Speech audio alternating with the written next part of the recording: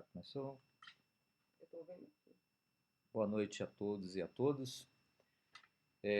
Parabéns aos trabalhadores e trabalhadoras do Brasil. Nesse 1º de maio, nós comemoramos muitas conquistas dos trabalhadores, mas, sobretudo, reivindicamos também alguns direitos dos trabalhadores que ainda não foram alcançados, né? Participei hoje cedo do 1º de maio da Força Sindical, com o presidente do Partido Solidariedade, o Paulinho da Força, juntamente com outros deputados, outras lideranças sindicais, estavam presentes também a UGT e, sobretudo, vocês, trabalhadores e trabalhadoras, né, que desde cedo saíram das suas casas para participar dessa grande festa do trabalhador. Participei também do lançamento do Estatuto do Torcedor em Suzano, lá no estádio de Suzano, onde nós fizemos lá um futebol beneficente da APAI, né, em favor da APAI de Suzano, está aqui, tá? E foi uma festa muito bonita, né? Eu jogo nesse time, né? Eu também jogo nesse time e nós participamos na parte da tarde lá em Suzano, onde nós lançamos o nosso estatuto, né? Esse estatuto do torcedor,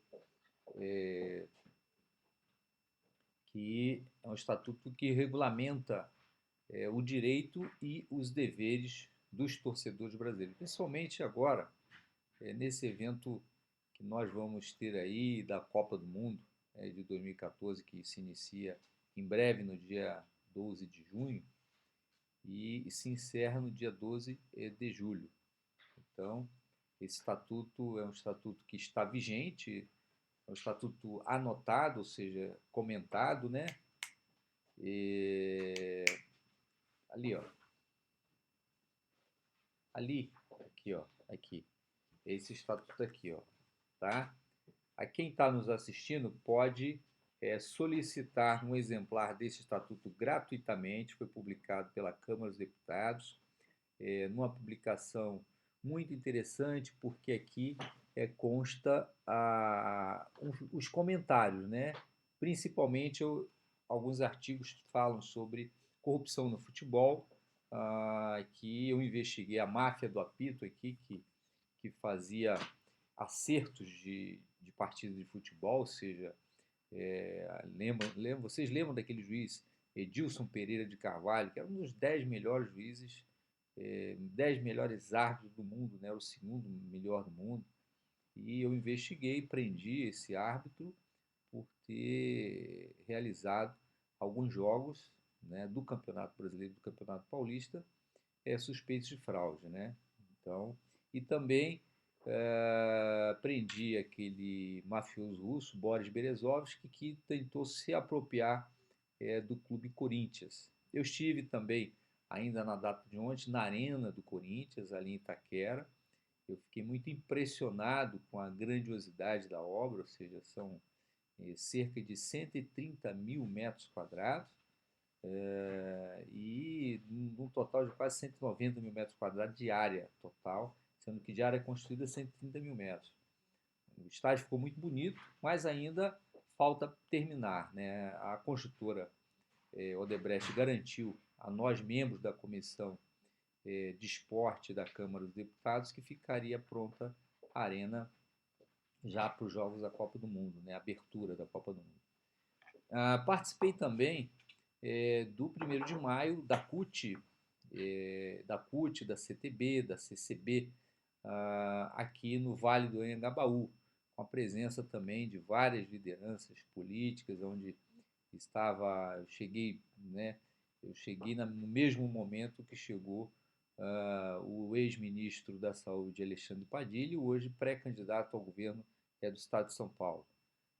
Juntamente com outras lideranças, estava presente também a nossa vice-prefeita Nádia Campeão, que é do meu partido, do PCdoB, e dentre outras lideranças, como o vereador Jamil Murad estava também presente, estava o presidente da CTB, o presidente da CUT e o Suplicy, o senador Suplicy. Fiquei muito feliz de rever esses companheiros. De pela manhã, eu revi também, além do Paulinho da Força Sindical, que é meu colega deputado federal, estava lá o deputado federal também, líder do PMDB, Eduardo Cunha, compareceu também o secretário-geral da presidência, Gilberto Carvalho, que falou representando a presidente Dilma, também compareceu o pré-candidato à presidência da República, Aécio Neves, e o pré-candidato à presidência da República, Eduardo Campos. E tivemos ali várias falas de várias lideranças do movimento sindical, e eu pontuei a legislação que nós aprovamos na Câmara dos Deputados nessa semana, garantindo direito para os motoristas de caminhão.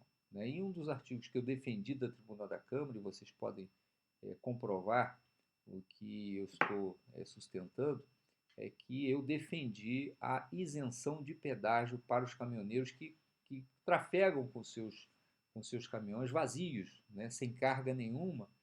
Então, nada mais justo do que isentar esses caminhoneiros de pagar esses pedágios absurdos, esses pedágios extorsivos, escorchantes.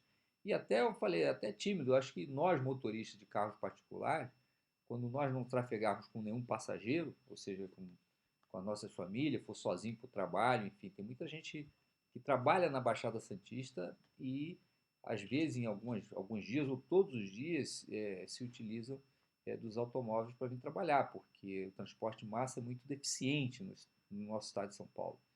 Então, nada mais justo também de que isentar a nós, né, motoristas de carros também, a ter esse benefício. Mas já foi uma conquista, né?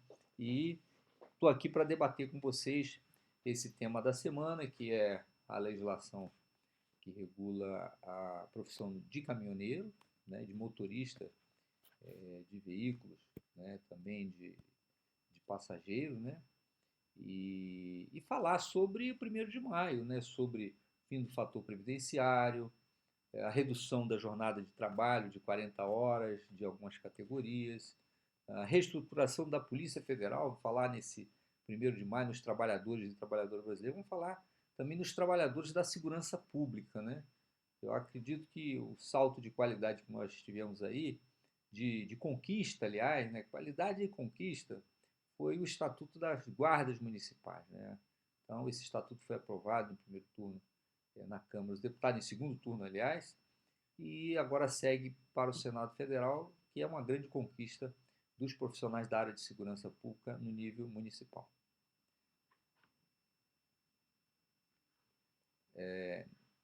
Eu estou aqui, deixa eu ver aqui mais umas perguntas aqui.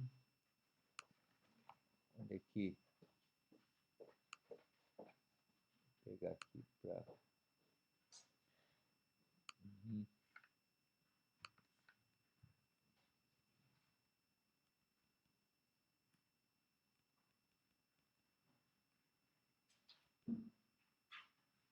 ver aqui. Tem aqui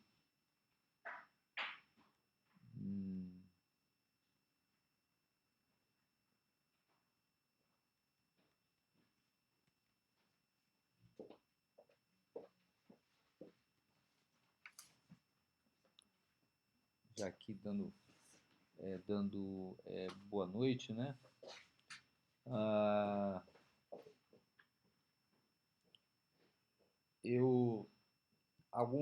Alguns internautas estão questionando, né? Inclusive eu recebi várias perguntas, o porquê da ausência do ex-presidente Lula na festa do trabalhador, tendo em vista que o presidente Lula foi o primeiro operário, ou seja, o primeiro trabalhador, né, metalúrgico, operário de fábrica, do chão de fábrica, a ocupar a presidência da República. Nós elegemos ele deputado federal e ele renunciou ao mandato de deputado federal, praticamente não completou seu mandato, porque não concordava com o que ocorria na Câmara dos Deputados, e depois ele fez um projeto político no Partido dos Trabalhadores para ser presidente da República e o povo brasileiro assim o elegeu, né? Então era comum de ver no 1º de maio o presidente Lula nessas festividades. Era uma festividade que ele não perdia. Nós ficávamos à sua espera, no seu aguardo, né? Como se nós, no 1º de maio, fôssemos receber assim uma notícia boa para o trabalhador. Principalmente ele sempre anunciava algumas conquistas para o trabalhador brasileiro. E nesse 1º de maio, infelizmente, eu não sei se é por conta das viagens que o presidente Lula está fazendo, né, cumprindo a sua agenda de ex-presidente mesmo, né, de palestras, enfim, e até mesmo por conta que o presidente Lula vem também num ritmo acelerado aí, nesse processo político até que antecede o calendário eleitoral, né, para a presidência da República, para governadores dos estados, para deputados federais, deputados estaduais. Então, creio que também poderia estar aí um pouco a sua ausência teria sido justificado também por conta dessa situação. Mas até agora eu não vi nenhuma notícia, eu vi muitos comentários, tanto nos dois palanques, como no palanque da Força Sindical, cedo, hoje pela manhã, como no palanque também da própria CUT, da CTB, da CTB e também da UGT, né? Então formou-se aí hoje, esse 1º de maio, as centrais não fizeram 1º de maio unificado, preferiram fazer um 1º de maio com 2 palanques, né, justamente por conta do debate que antecede as eleições presidenciais, né? Pela manhã cedo, praticamente houve ali um discurso com disputas políticas bem acirradas, né? O secretário-geral da presidência, Gilberto Carvalho, defendeu os programas que o governo federal, que a presidente Dilma vem implementando, como Minha Casa Minha Vida, o Mais Médicos, a geração de emprego e renda, enfim, falou das conquistas que nós todos já sabemos, já presenciamos, enfim. Mas ainda compareceram alguns políticos falando, né, a respeito dos desmandos que tem no governo, sobre o problema da corrupção na Petrobras, sobre a questão da inflação. Então, foram muitos discursos distantes. Eu discursei pela manhã no palanque da Força Sindical, me senti honrado em ter concedido, né, me terem concedido esse espaço, porque é um dia do trabalhador e eu, como deputado federal, não poderia deixar de dialogar com a classe trabalhadora brasileira. Então, eu falei que apesar das conquistas que nós trabalhadores temos hoje, e trabalhadoras também, mas ainda faltava muito, né, da nossa realidade, ou seja, do que nós merecíamos como trabalhador, do que nós merecíamos ser respeitados mais, né? O dinheiro público deveria ser mais respeitado, a coisa pública deveria ser mais respeitada, né? Então, não se pode falar em dignidade para o trabalhador quando ainda se falta educação, ainda se falta escola pública, né?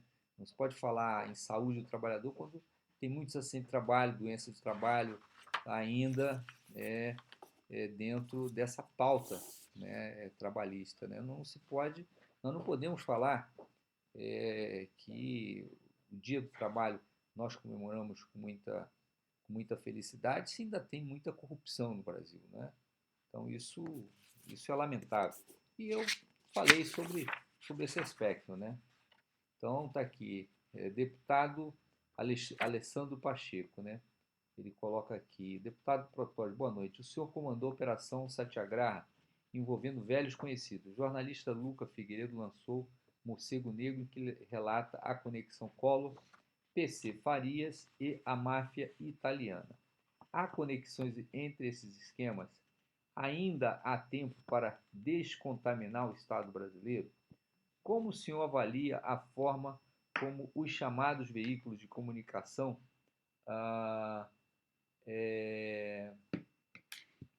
tratam os governos de Collor a Dilma. Há tratamento diferenciado? E como o senhor se sente entre seus pares no Congresso Nacional? É desconfortável? Abraço, saudações fraternais. Caio Pacheco, de Sete Lagoas, Minas Gerais. Olha, Caio, você que é de Sete Lagoas, Minas Gerais, uma questão que eu quero deixar registrado foi o meu encontro com a Paula Fernandes, né? Que é aí de Minas Gerais, e ela fala em Sete Lagoas, né? Então, a Paula estava no 1º de maio, tanto da Força Sindical quanto da CUT, agora, no final da tarde. Mas, o Caio, realmente existe por coincidência, né, a Operação Satyagraha tocou no esquema da Itália, né? Então, existe um esquema na Itália em que o Daniel Dantas, esse banqueiro, ele andou por lá, né, porque tinha interesses da Telecom Itália aqui na Brasil Telecom, o qual era sócia da Brasil Telecom, em que o banqueiro Daniel Dantas ele gerenciava toda essa estrutura empresarial, né? E, para tanto, ele obtinha recursos a respeito disso. E depois teve a unificação da Brasil Telecom com a Oi e com a Telemar, né? A Telemar chama-se Andrade Gutierrez, a Oi chama-se a família Tasso Gereissati, e a Brasil Telecom ali o Citigroup, um pouco do Citigroup, um pouco da Telecom Itália, e com o grupo Opportunity administrando toda essa estrutura.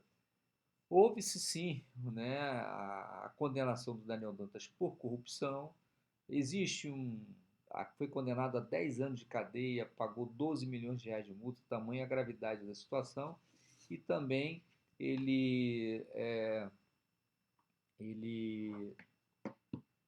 nós conseguimos bloquear aproximadamente mais de 3 bilhões de dólares. Agora, existem os tentáculos dele realmente na Itália, nos Estados Unidos, né, principalmente nos Estados Unidos, com uma demanda muito forte com o Citigroup, e que isso ficou tudo revelado, todo esse esquema de corrupção ficou revelado na Operação Satyagraha, que está em andamento a ser julgado pelo Supremo Tribunal Federal desde 2008, parado o processo contra o banqueiro Daniel Dantas, está parado. Ali no Supremo Tribunal Federal só anda processo contra mim, por incrível que pareça, né? Existe aí sucessivos processos, né, de crimes contra a honra contra mim, porque eu não posso falar a verdade mais, eu só posso falar a verdade agora na tribuna da Câmara. Aqui, nessa telinha, infelizmente, eu não posso falar dos ladrões da República, quem rouba essa República, quem é corrupto, quem está aliado a bandido, quem desvia bilhões de dólares, quais os políticos corruptos envolvidos. Infelizmente, aqui nós temos que, é que nem no livro da Operação Satyagraha, eu tive que colocar codinomes, né, para evitar processos judiciais, tá? Então, essa a questão, né, se existem conexões, né? Evidentemente, toda estrutura presidencial tem uma conexão com a corrupção, com essas máfias organizadas, tá? E tem lá uma conexão com a Itália, sim. Ainda há tempo de descontaminar o Estado brasileiro?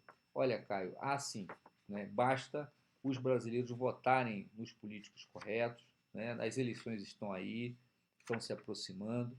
Então, vocês votem consciente, votem em quem dialoga com vocês, votem em quem está nas ruas, com o povo e com vocês que estão nos assistindo, reivindicando um Brasil melhor, né? Tem que votar. Eu mesmo, eu não me furtei, apesar da ausência do presidente Lula nesse 1º de maio, como foi comentado por todos, eu estava lá para dialogar, eu sou deputado federal, eu sou um político, eu não tive medo de falar com a população, por quê? Não deu absolutamente nada. Né? Então, eu combato a corrupção. Então, isso que o povo quer. O povo quer um cidadão dentro da política que combata a corrupção, que zele pelo dinheiro dele, né? Que faça as coisas corretas, que não compactue com aquilo que está errado no país, com essa questão da Petrobras agora envolvida aí em desvio de bilhões. E vocês vão ver, depois da Copa do Mundo, o que vai acontecer com esses estádios que foram construídos com dinheiro público, o desvio de dinheiro público que foi que ocorreram na construção de alguns estádios brasileiros. O Tribunal de Contas da União já está investigando, vai ter investigação dos tribunais de contas dos estados, porque alguns estádios utilizou recursos dos estados, né, dos governos estaduais, do dinheiro público estadual, é dinheiro esse que poderia estar muito bem empregado na construção de escolas, na construção de hospitais, na melhoria da qualidade de vida das pessoas. Mas, infelizmente, o Brasil é um país sede da Copa do Mundo, tem que honrar esse compromisso de fazer esse evento. E nós temos aqui agora, como se diz, né, vamos ter que fazer essa Copa do Mundo para que o Brasil seja respeitado. Vão ter manifestações, óbvio, isso, e que sejam manifestações pacíficas e não atos de violência e depredações, né, porque isso vai ficar muito ruim para o país. Né? Como o senhor avalia a forma como o chamado veículo de comunicação trata o governo de Collor a Dilma? Olha, a mídia brasileira é essa mídia, por isso é que eu estou aqui com vocês. Né? Então, eu estou aqui na mídia alternativa, numa TV web, conversando com vocês ao vivo. Né? Isso é um privilégio, porque não é toda a televisão que abre o seu canal para mostrar, não é? Para mostrar uma conversa franca e aberta, né, com um parlamentar, por exemplo, né, polêmico, como eles dizem que eu sou, polêmico, enfim, tem um discurso forte, tudo a mídia brasileira diz, né, e de volta e meia também tem lá suas posições negativas contra o mandato. Né? Então isso ocorre desde o presidente Collor até o presidente Dilma. O presidente Lula está sofrendo as agruras da perseguição dessa própria mídia brasileira, com a presidente Dilma tentando criar futrica entre os dois, ou seja, de dizer que ele quer voltar, que a presidente Dilma faz um péssimo governo, que a presidente Dilma não atende, não cumpre os programas destinados a desenvolver o país, que a inflação está subindo, que, enfim. E essa é a realidade, né? Que a mídia não tenta ajudar. Né? Se faz uma coisa boa, não fala. Né? Devia falar, será que o programa Mais Médico trouxe um bom resultado positivo para o Brasil? Será que o Minha Casa Minha Vida tirou várias ou milhares de pessoas, né, das ruas, das favelas, de casebres, né, condições indignas de moradia e colocou uma condição de moradia digna? Né? Será que o Bolsa Família diminuiu a fome das pessoas? Mas ainda há fome ainda, tem gente que passa fome, mas será que diminuiu? Então, será que esse crescimento dos empregos, né, resolveu, deu uma equilibrada aí na miséria do povo brasileiro? Então isso a mídia deveria levar em consideração, mas eles não levam em consideração, não é? Isso não é notícia, isso não vende, né? Isso não vende, infelizmente. Há tratamento diferenciado, sim. A mídia trata, né, aos partidos de esquerda, um governo de esquerda, como o da presidente Dilma, como o da presidente Lula, de uma forma diferenciada. Isso é notável. Né? Eu sou deputado federal pelo estado de São Paulo. E o tratamento que tem o governador Geraldo Alckmin na mídia é totalmente diferente, né, do próprio prefeito da cidade, Fernando Haddad, que é do PT. Então, um tratamento totalmente diferenciado. Né? Então, isso é fato mesmo. Né? E como isso se sente entre meus pais no Congresso Nacional? É desconfortável quando encontro alguns que eu já aprendi, né? Alguns que eu já indiciei, alguns que eu já investiguei. Realmente, para mim, é um desconforto. Realmente, eu falei, meu Deus do céu, como é que isso ocorre? Né? Só nesse Brasil mesmo. Né? A democracia permite isso. Né? O prisioneiro e o carcereiro ocupando o mesmo lugar. Né? Eu vejo ali, né, alguns deputados, senadores que eu já investiguei, mas isso já aprendi, inclusive. Né? Então tem que saber conviver, porque foram eleitos, alguns tiveram até uma votação expressiva e nós temos que respeitar. Né? Se a justiça não cumpriu o seu papel, não cabe a mim, como parlamentar, cumprir esse papel agora. Né? Eu,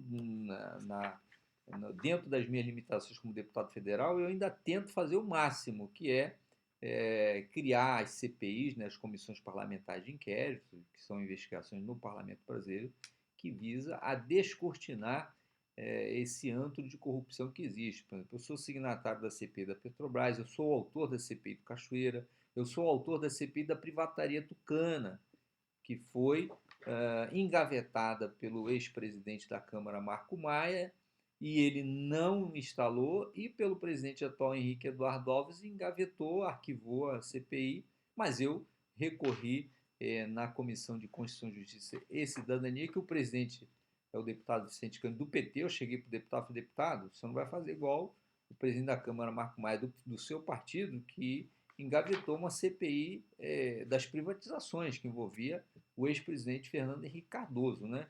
A partir daquelas denúncias do livro do Amaury Ribeiro Júnior, Privataria Tucana. Então, o povo brasileiro quer saber para onde foi o dinheiro das privatizações. A Vale do Rio Doce foi privatizada e é uma das maiores mineradoras do mundo, né? Então, essa é uma realidade, né? A ser considerada, né? Então, mas, enfim, mas obrigado aí pela, pela pergunta, né? E hoje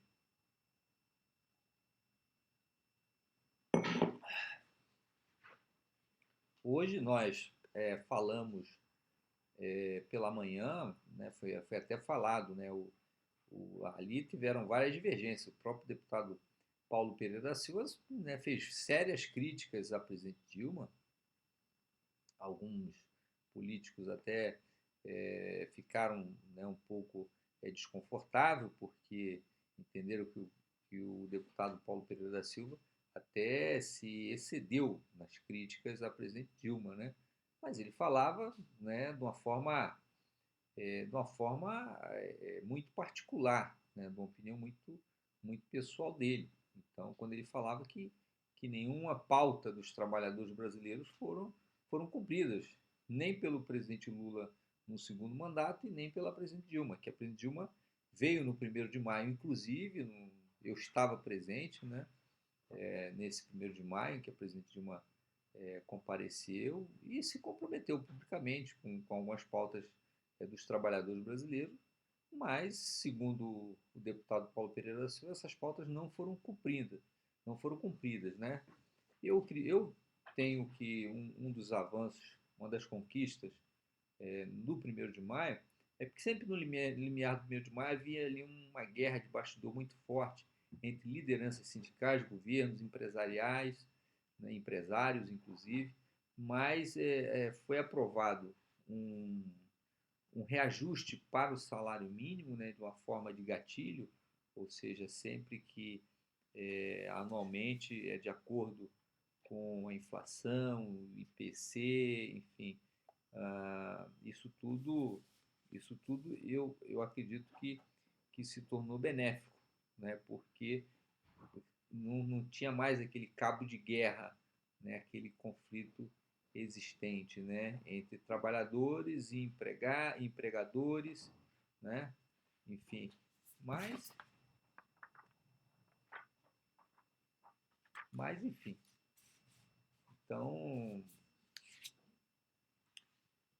estamos aqui a discutir outros que se apresentaram lá, o pré-candidato, né, o Eduardo Campos também fez algumas críticas, o pré-candidato Aécio Neves também fez alguma crítica, mas isso é saudável para a democracia brasileira, né? Eu acredito que todas essas críticas são bem-vindas a partir do momento que tenha conteúdo, né?